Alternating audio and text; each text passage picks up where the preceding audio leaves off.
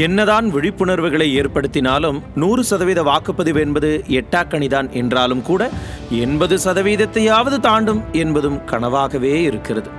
கடந்த தேர்தலை விட இந்த தேர்தலில் 3% வாக்குகள் குறைவாகவே பதிவாகி இருக்கிறது தமிழ்நாட்டில்.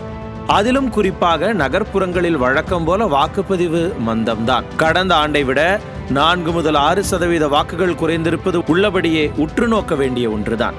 இதில் இன்னொரு முக்கியமான விஷயம் என்னவென்றால், கிராமப்புறங்களில் வழக்கத்தை விட அதிகமான வாக்குகள் பதிவாகியிருப்பதன் மூலம் கிராமங்களில் உள்ள மக்கள் எதிர்பார்ப்பு என்ன என்பது தெளிவாகிறது. கடந்த தேர்தல்களில் தமிழ்நாட்டில் நடந்த தேர்தல் வாக்குப்பதிவுகளை கொஞ்சம் புரட்டி பார்த்தால் அரசியல் களம் நமக்கு தெளிவாகும். கிராமப்புறங்களில் ஓட்டுப்பதிவு அதிகமாக இருக்கும் நேரங்களில் எல்லாம் அதிமுகவே வெற்றி பெற்றிருக்கிறது.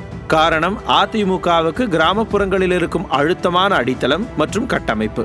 இது எப்போதுமே அதிமுகவுக்கு சாதகமான ஒரு அம்சமாகவும் பார்க்கப்படுகிறது. இதனாலேயே அதிமுகவுக்கு ஏறுமுகமாக இந்த தேர்தல் இருக்கப் போகிறது என்று கணிக்கிறார்கள் அரசியல் நோக்கர்கள். ஆனால் திமுகவோ கிராமப்புறங்களில் அதிக ஓட்டுகள் விடக்கூடாது என்று கடந்த பல மாதங்களுக்கு முன்னதாகவே விஷமத்தனமான விஷயங்களை செய்தது. ஓட்டர் லிஸ்டில் இருந்து வாக்காளர்களை நீக்கியது. பல இடங்களில் அதிமுக ஆதரவாளர்களின் ஓட்டுகளை லிஸ்டில் இடம்பெறாத அளவுக்கு என்னென்ன செய்ய வேண்டுமோ செய்ய முடியுமோ அதையெல்லாம் செய்வது என்று தில்லுமுள்ளு வேலைகளை செய்தது திமுக.